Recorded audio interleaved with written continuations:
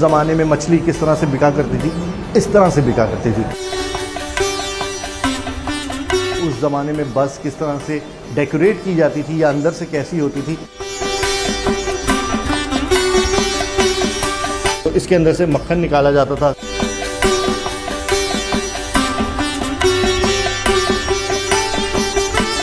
पहले कराची के अंदर ये इस तरह से मार्केट के अंदर बोरियों में मिलती थी। हेलो जी, अस्सलाम वालेकुम, मैं हूं राइल किलर, आप देख रहे हैं हमारी वेब। नाज़रीन, आज मैं आपको कराची खिचड़ी एग्जीबिशन में लेकर आया हूं, जहां पर ये दिखाया गया है कि कराची आज से 70-80 साल या 100 साल पहले कैसा होता था। वहाँ के घर कैसे होते थे, सहन कैसे होता था, किचन कैसा होता था, वहाँ की मार्केट कैसी होती थी और किस तरह से लोग अपनी ज़िंदगी गुजारते थे। तो सबसे पहले हम शुरू करते हैं कि कराची की उस वक्त की मार्केट या एम्प्रेस मार्केट या खाने की मार्केट या कोई भी मार्केट किस तरह की दिखती थी। तो यहाँ पर इन्होंने थोड़ी सी डेमोन्स्ट्रेट करके दिखाया गया है कि जिस तरह से साइकिल पर आपको नज़र आएगा कि एक टोकरी के अंदर मछली बेचते हुए लोग, या उस ज़माने में मछली किस तरह से बिका करती थी, इस तरह से बिका करती थी। अगर हम यहीं से लेफ़्ट राइट साइड पे मुड़ जाएं तो आपको नज़र आएगा कि उस वक्त के तराजू किस तरह के हुआ करते थे। इस तरह के तराजू हुआ करते थे और इस तरह से चीज़ें बिका करती थी। मर्तबान, इसका नाम शायद आपने सुना होगा, देखा भी होगा। ये उस ज़माने में सबसे ज़्यादा इस्तेमाल होते थे। इस तरह से घी के डब्बे होते थे, जार्स के अंदर आपको चीज़ें मिलती थी।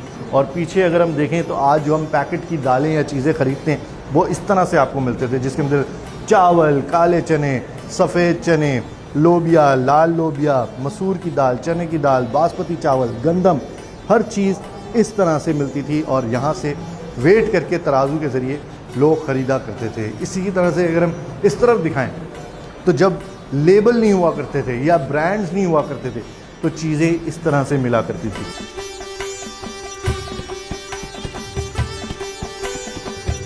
तो आपको यहाँ पर देखना को मिलेगा एम्प्रेस मार्केट लिखा हुआ है, जो कि एक मशहूर मार्केट है कराची की। और यहाँ पर आपको एक बस नज़र आएगी कि उस ज़माने में बस किस तरह से डेकोरेट की जाती थी या अंदर से कैसी होती थी और लोग बैठ के किस तरह से सफ़र करते थे। तो चलते हैं अंदर और मैं आपको दिखाता हूँ कि अंदर से बस कैसी है। आ जाएं।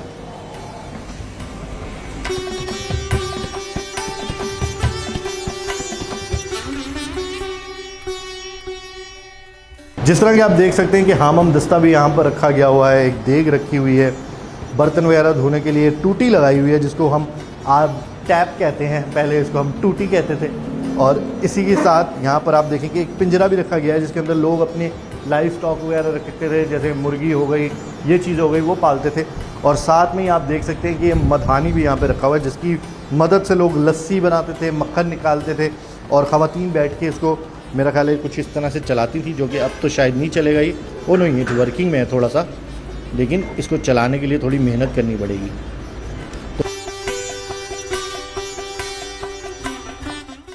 ख़ास तौर पे ये चारपाई रखी गई है जिसके ऊपर थक हार के आप सो सकते हैं। तो ये पुराने ज़माने के घरों के सहन में ज़रूर होती थी। और जो अब बेडरूम होते हैं उस वक्त जो कमरे होते थे उसके अंदर भी होती थी ताकि सो सके।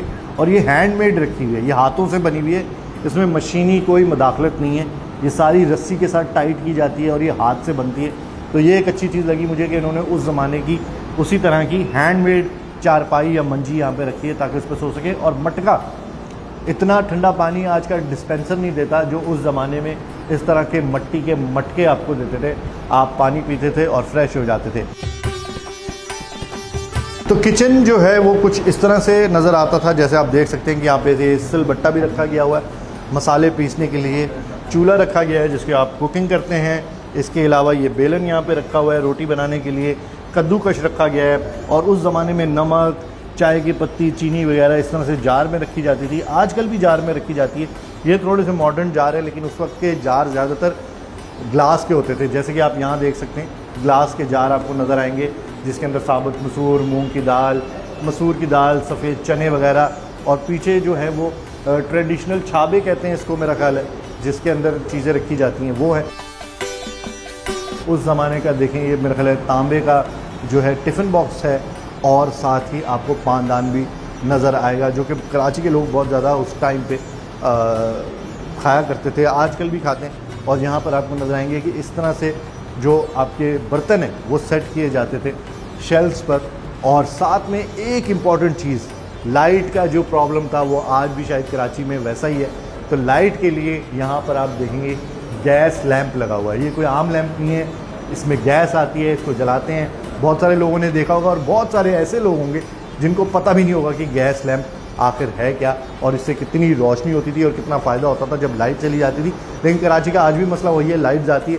लेकिन अब ये है कि अब गैस लैंप्स की जगह चार्जेबल बैटरीज़ हैं, चार्जेबल लाइट्स हैं, वो इस्तेमाल की जाती हैं। दौर कोई भी हो, लेकिन आपका नेचर, आपकी बात करने का स्टाइल या आपके दूसरे लोगों को देखने का नज़रिया बहुत ज़्यादा मैटर करता है। इसी के साथ आज की वीडियो यहाँ पे ख़त्म करते हैं और उम्मीद करते हैं कि जितने लोग देख रहे हैं उन्होंने ज़रूर कुछ ना कुछ इससे नया सीखा होगा। जाने से पहले चैनल को लाइक करें, सब्सक्राइब करें, शेयर करें। और अगर ये आप सैम्पल घर और ये म्यूज़ियम टाइप चीज़ या कराची खिचड़ी एग्जीबिशन देखना चाहते हैं तो TDF फाउंडेशन का घर है जहाँ पर आप आ सकते हैं, जो कि मज़ार कायद के पास है। अगर आप गूगल पे डालेंगे तो आप इसकी लोकेशन मिल जाएगी। आप यहाँ पर आकर ये सारी चीज़ें खुद एक्सपीरियंस कर सकते हैं, खुद देख सकते हैं।